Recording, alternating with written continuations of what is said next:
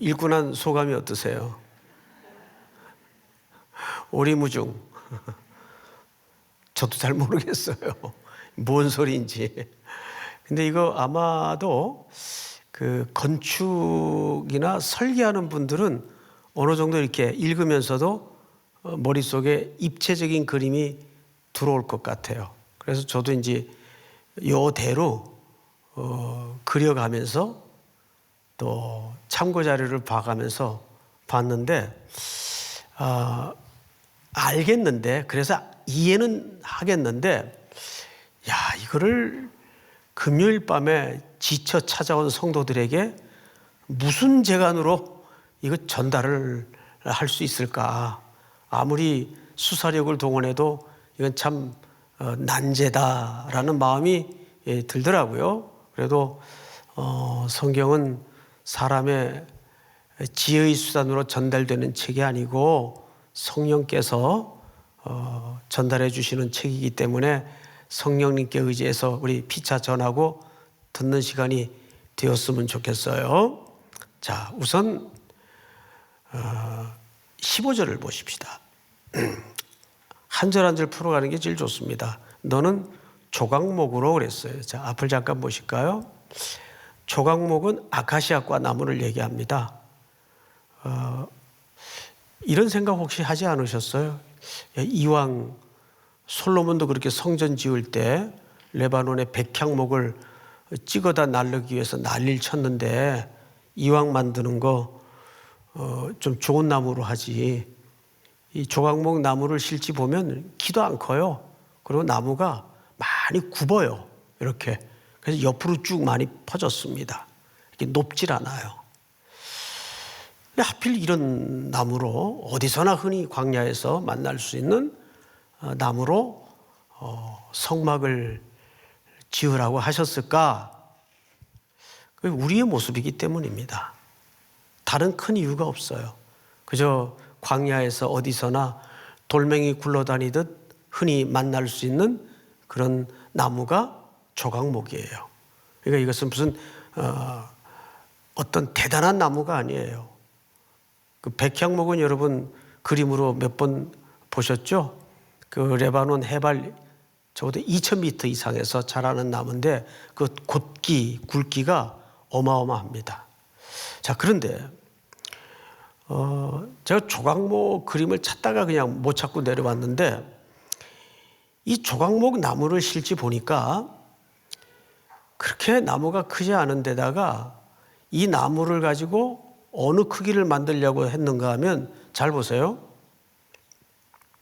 너는 조각목으로 성막을 위하여 널판을 만들려고 그랬어요. 널판.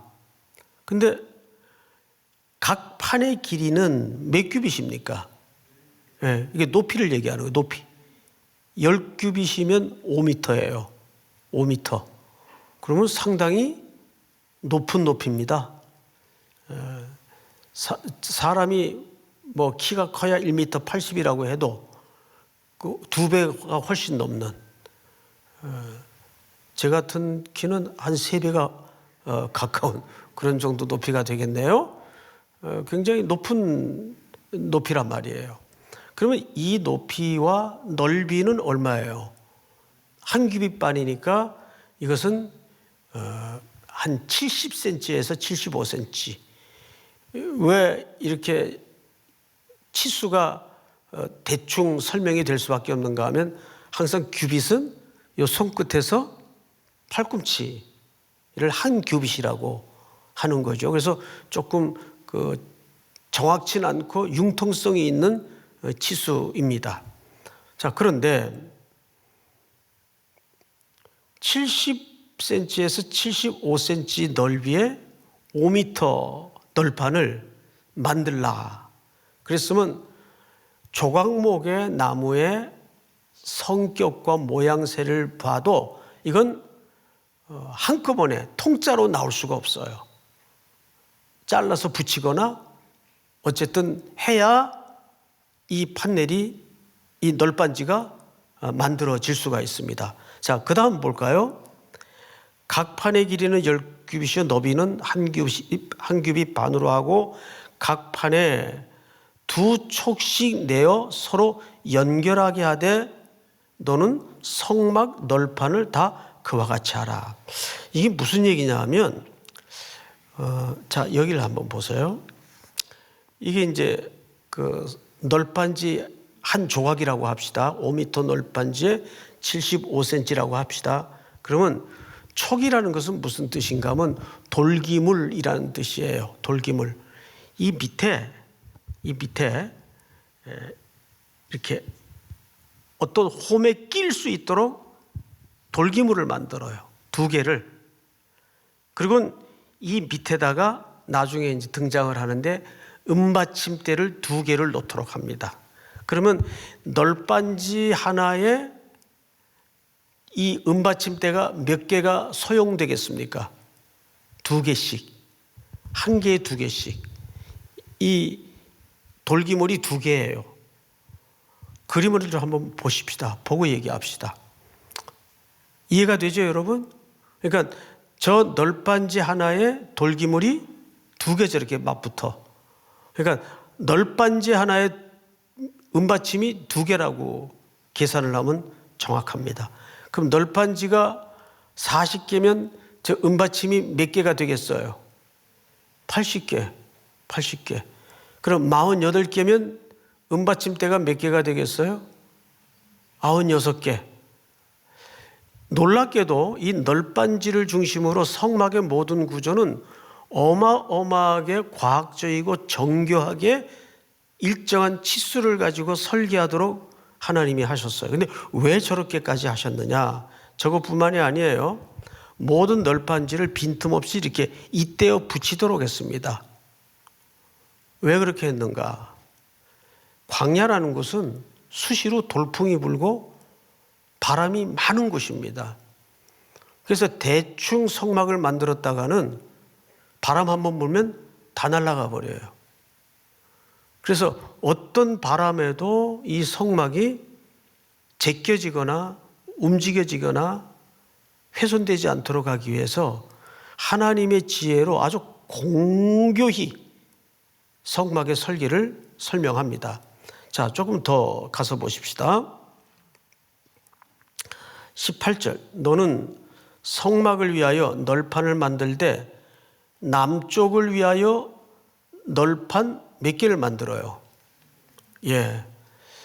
그래서 널판은 3면 밖에는 설치가 안 됩니다. 동쪽은 널판이 없어요. 왜 그렇죠? 동쪽에는 문이 있기 때문에. 그 출입구예요. 그래서 거기다가 널판을 막지 않습니다. 그래서 널판은 남쪽에 20개를 만들어요. 그러면 여기 일정해지려면 건너편 쪽인 북쪽에도 몇 개의 널판이 되어져야 될까요? 역시 20개예요. 그럼 합이 몇 개입니까? 20에다가 20을 더하면 합이 몇 개예요? 40개. 그런데 동쪽 반대쪽이 그러니까 성막 맨 뒤쪽이죠. 뒤쪽은 무슨 쪽이에요? 동서니까 서쪽이죠.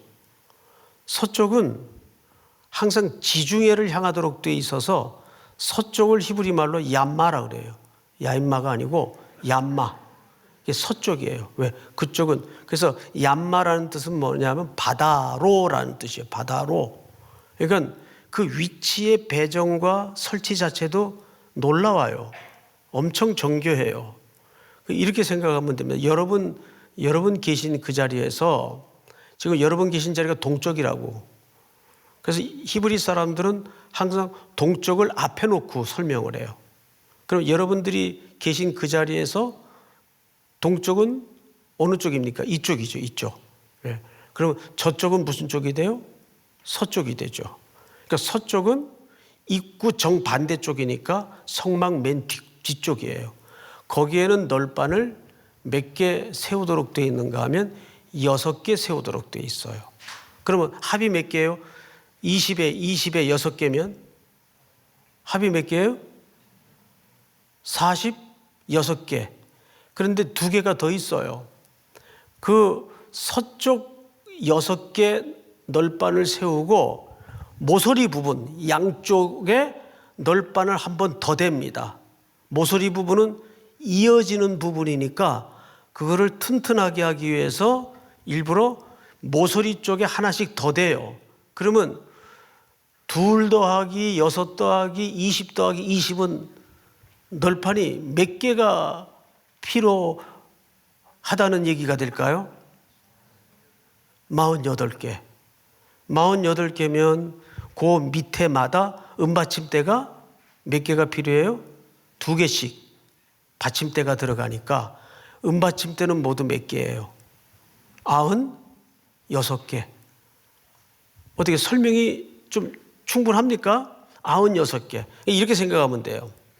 오늘 등장하는 세 구조물이 있는데 첫째는 널판이에요. 두 번째는 은받침대예요. 하나가 또 남았어요. 그 하나가 뭐냐면 널판을 6개, 20개, 20개 되면 그거를 더 튼튼하게 하기 위해서 띠를 둘러요. 막대기로. 금을 씌워서. 여기 널판도 결국 재료는 아카시아 나무지만 조각목이지만 그 조각목에다 전부 뭘 씌우도록 돼 있죠. 금으로 씌우도록 돼 있어요. 그러니까 이 명령 하나마다 교회론적인 놀라운 하나님의 메시지가 감춰져 있다는 겁니다. 자, 그래서 우리가 성경을 읽어가면서 좀 설명을 마저 해나가도록 하십시다. 19절. 남쪽을 위하여 널판 20개를 만들고 19절 20 널판 아래에 은받침 40개를 만들지니 널판이 20개니까 은받침이 40개가 맞습니까? 틀립니까? 예, 맞죠. 이쪽 널판 아래에도 그 2 촉을 위하여 2 받침을 만들고 저쪽 널판 아래도 그 2 촉을 위하여 2 받침을 만들지며 이렇게 돼 있어요. 그리고 20절을 잘 보세요. 성막 다른 쪽 그 북쪽을 위하여도 널판 20개로 하고, 이 말은 무슨 말인지 금방 이해가 되죠 이제. 그러니까 남쪽에 20개의 널판을 쳐서 만들고 그 밑에다가 은받침대 40개를 땅 위에다가, 그러니까 널판을 땅 위에다 바로 세우는 게 아니에요 절대. 그 사이에 뭐가 받침대로 삽입되게 돼 있죠? 은받침대. 근데 널판 하나에 2개씩. 이해가 돼요 여러분? 그러면 남쪽에 그렇게 똑같이 했으면 건너편 쪽인 그것을 20절에서 뭐라 그러냐면 성막 다른 쪽 그랬어요. 성막 다른 쪽. 건너편 쪽이다 그 말이에요. 근데 성막 다른 쪽 할 때 이 히브리 말이, 쪽이라는 히브리 말이 젤라 또는 첼라라고 씁니다. 젤라 또는 첼라. 그런데 다른 쪽 할 때 젤라 또는 첼라라고 표현을 하는데 그 말도 무슨 말과 동의어인가 하면 사실은 널판이라는 말과 동의어예요. 널판. 그런데 이 널판이라는 말이 창세기에 보면 놀랍게도 아담과 하와를 설명할 때 갈비뼈를 뭐라 그러냐면 젤라라고 합니다. 갈비뼈. 자, 그러면 양쪽 갈비뼈가 모두, 갈비뼈가 아니고 널판이, 죄송합니다. 남쪽에 몇 개였어요? 20개. 북쪽에 몇 개였어요? 20개. 그리고 서쪽에 몇 개였어요? 6개, 2개, 2개니까 48개. 그러니까 정확히 널판이 몇 개예요? 총 48개가 지난주 설명드렸던 위에 4개의 덮개를 받치기 위해서 널판이 들어간 거예요. 48개가. 그런데 여기 다른 쪽 할 때 그 쪽이 히브리 말로 뭐라 그런다고요? 첼라 또는 젤라, 뭐 비슷한 발음인데, 근데 그게 창세기에서 뭘로 번역이 되어 있어요? 갈비뼈. 갈비뼈. 근데 사람 갈비뼈는 모두 몇 개예요? 아니, 자기 가지고 있는 것도 개수를 잘 모르세요? 사람 갈비뼈가 몇 개인지 모르세요? 남자와 여자의 모든 갈비뼈의 수를 합하면 모두 48개가 됩니다. 정확하게. 그러면 여기에서 이 성막의 구조를 통해서 성경이 정말 말하고자 하는 게 뭘까요? 그리스도의 성육신한 죽음과 신부인 우리를 묶어서 그리스도의 교회를 설명하고 싶은 것이 이 성막 구조에 나타나는 겁니다. 그러니까 성경은 오늘 여기서 세 가지를 설명해요. 널빤. 널빤이 뭔가? 널빤은 이 갈비가 우리 몸속에서 양쪽에서 이렇게 같이 떠받치고 있죠. 뭐를 떠받치고 있습니까? 우리의 모든 장기, 내용을 전부 다 보호하고 떠받치고 있어요. 그러니까 우리 신체 조직을 통해서 하나님이 메시지를 설명하듯이 놀랍게도 이 성막의 구조를 통해서 우리의 신랑 되신 그리스도께서 신부인 교회를 어떻게 보호하시는가, 이거를 사실 이 본문 속에서 담아내고 싶은 겁니다. 자, 그런데 여기 두 번째로 은받침이 있어요. 은받침은 성경에서, 은은 주로 어떤 상징으로 성경에 종종 등장을 하던가요? 우리가 실례를 들면 세 가지 실례를 들 수가 있어요. 첫째, 아브라함이 아내를 매장하기 위해서 그냥 주겠다는 땅을, 막벨라구를 그냥 공짜로 받습니까? 대가를 지불합니까? 그때 대가를 지불해요. 근데 그때 지불한 대가가 은으로 지불을 합니다. 은 400세겔. 기억나시죠? 은 400세겔로 그 밭을 사요. 그리고 값주고 산 그 밭에 이어 아브라함의 자손들이 그 굴에 안장이 됩니다. 또 있죠. 요셉이 애굽으로 팔려갈 때 은전 몇 냥에 팔려갔습니까? 20냥에 팔려가요. 신약으로 건너가면 은 30냥에 팔린 분이 누구십니까? 예수 그리스도십니다. 그래서 성경에서 은이라는 이 상징물에 담긴 메시지는 정확하게 무슨 뜻인가 하면 대가를 지불하다, 그 뜻이에요. 우리는 조각목이에요. 그냥 땅에서 생산된 대로 잘리워져서 볼품없는 나무에 불과하지만 하나님께서 조각목 같은 우리들을 다듬고 마르고 전부 손질을 해서 하나님의 교회를 이루는 널빤지를 만들어요. 그 다음에 그 널빤지에다 뭘 씌우죠? 금을 씌워요.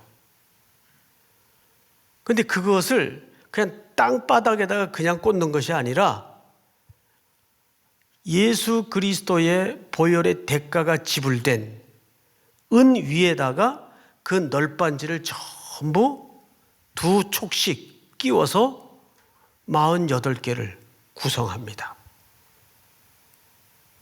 이것은 하나님께서 교회를 어떤 방식으로 만들어내시고 사랑할 것인가.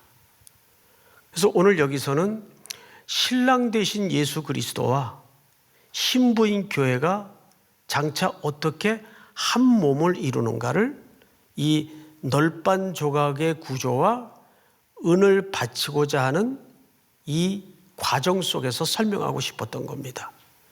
마지막 세 번째 설치 기구가 등장을 하는데 몇 절을 보시냐면 26절을 보세요. 26절.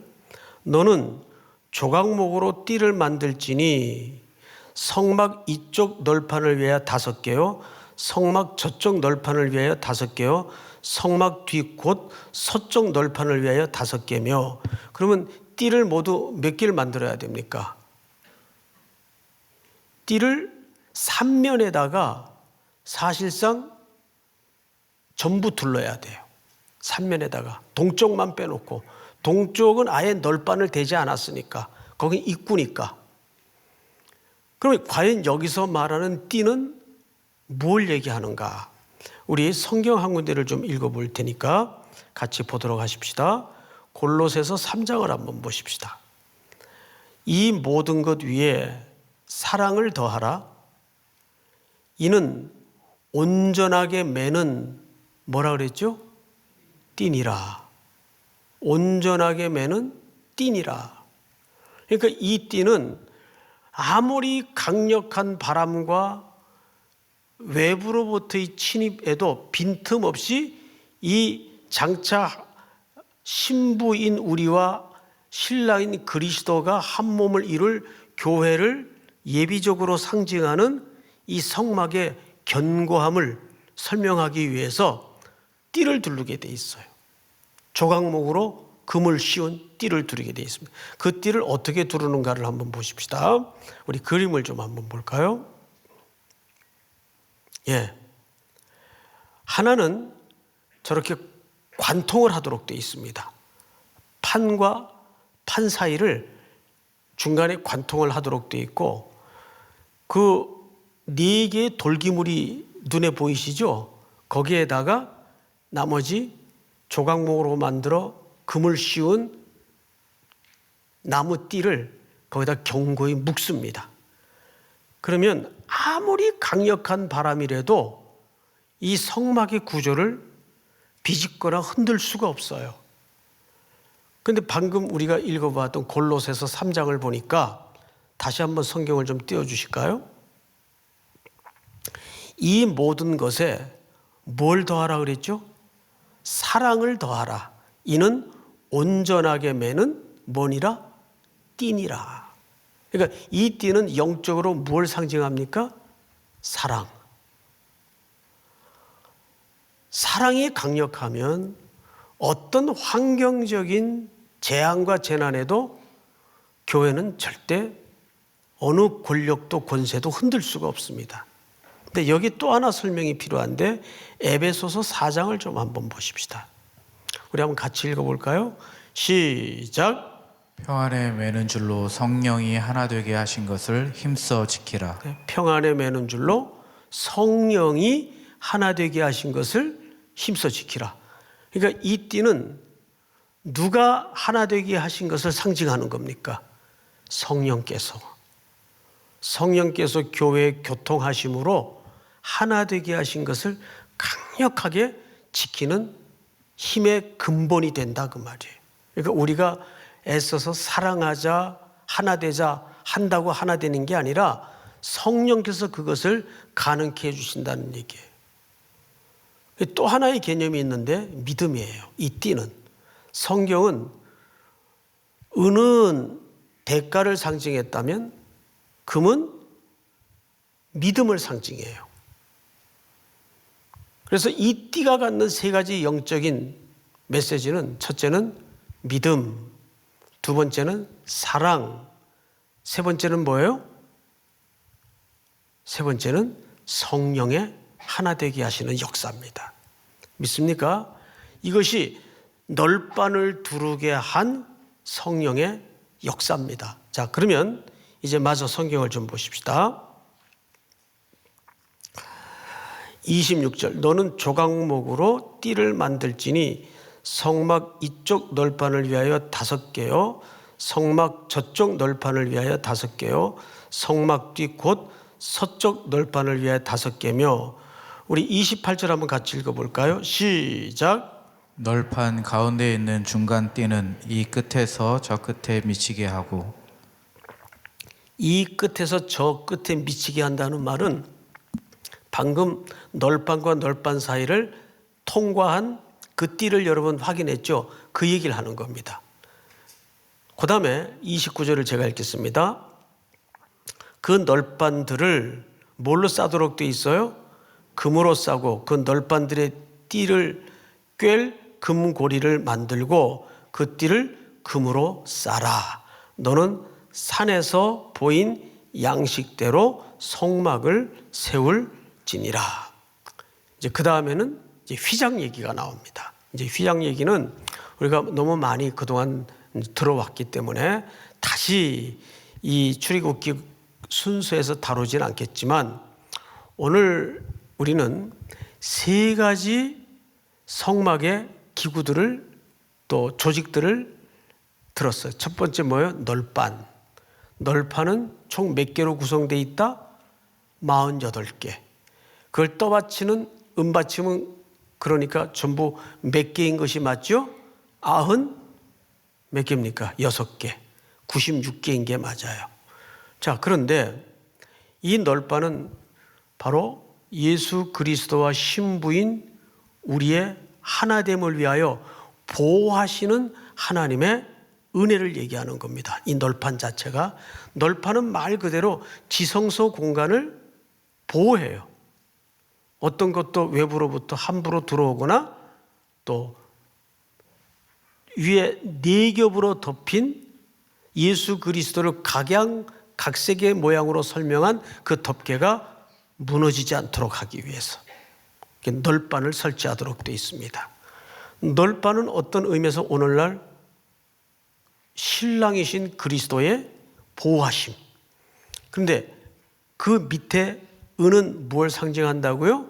속죄, 대가를 지불하는 예수 그리스도의 사랑. 그래서 우리를 흙에다가 그대로 세우는 것이 아니라 그 은 위에다가 예수 그리스도께서 지불하신 속전의 대가로 우리가 널판지가 되어 하나의 그리스도와 한 몸을 이루게 되는 거죠. 그리고 마지막 그 3면을 두른 띠는 뭘 상징한다고요? 3가지. 성령의 하나 되게 하시는 역사, 2번째는 사랑, 3번째는 믿음. 이 3가지 설명이 그 구조 속에 담아져 있는 겁니다. 자, 오늘 우리가 이 말씀을 들으면서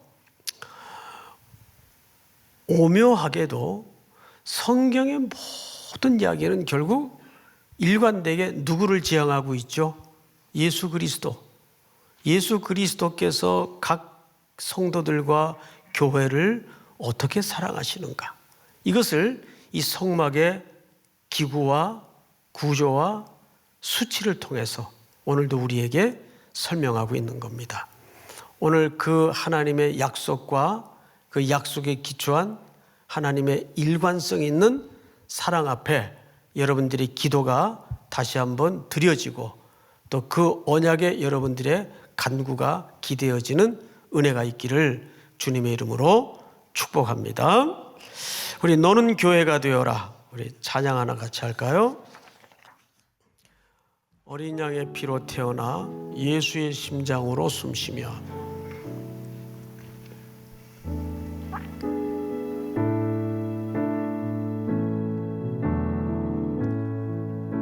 어린 양의 피로 태어나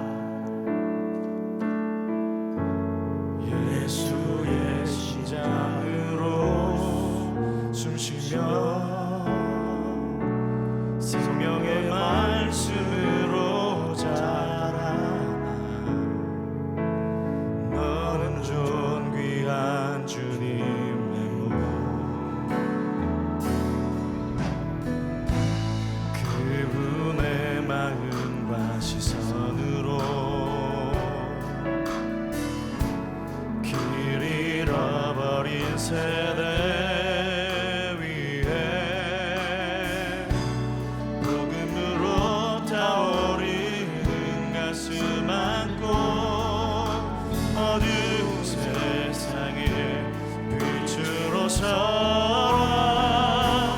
너는 교회가 되어라 소망이 되어라 사랑스러운 주의 신부 너는 주님만큼 무너져 내린 성벽 죽어있는 마른 뼈들 다시 하나로 이어져 성령의 생기로 살아나리라. 너는 교회가 되어라 되어라.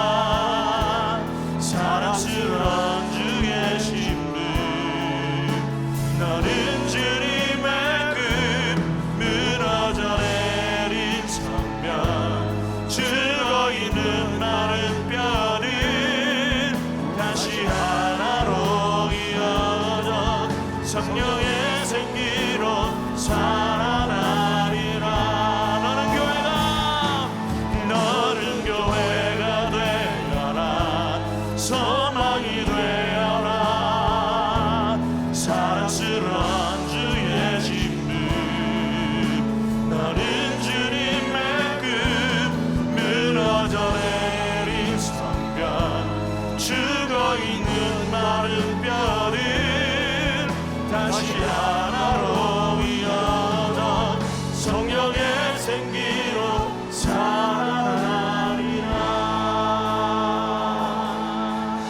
우리 한번 머리 숙여 기도합시다. 우리는 이 비대면 사회를 넘어가면서 지금이야말로 우리 각자가 왜 교회이어야 하고 왜 교회로 살아야 하는가를 어느 때보다도 깊이 본질적으로 고민하는 시기입니다. 과연 내가 그리스도의 신부로서 그리스도와 연합하여 한 몸을 이루어가고 있는가? 우리 삼일교회가 그리스도의 신부로서 그리스도와 한 몸을 이루어가고 있는가? 어느 때보다도 절실한 사고와 묵상이 필요한 때입니다. 오늘 주신 말씀처럼 예수 그리스도는 우리와 한 몸을 이루기 위해서 우리에게 은받침이 되어 주셨고 속죄의 제물이 되어 주셨습니다. 그 은혜로 우리는 그리스도의 든든한 보호 아래 한 몸을 이루어 여기까지 걸어왔습니다. 그렇다면 구원을 시작하신 그리스도께서 오늘도 우리에게 주시는 모든 자질구레한 삶의 문제까지 반드시 이루시고 완성해 나갈 것을 여러분 마음속에 조금 더 의심 없이 믿고 구하는 밤이 되기를 원합니다. 특별히 이 시간은 여러분들이 가지고 나온 개인적인 기도 제목과 그것이 각자 교회로서 살아가는데 왜 필요하며 누구를 향한 영광을 구하고 있는지를 돌아보는 시간이 되기를 바랍니다. 우리 이 시간 다 같이 한번 엎드려 기도할 때 주여 부른 다음에 소리내어 통성으로 기도하겠습니다. 주여. 하나님 아버지 감사합니다. 오늘도 이 시간을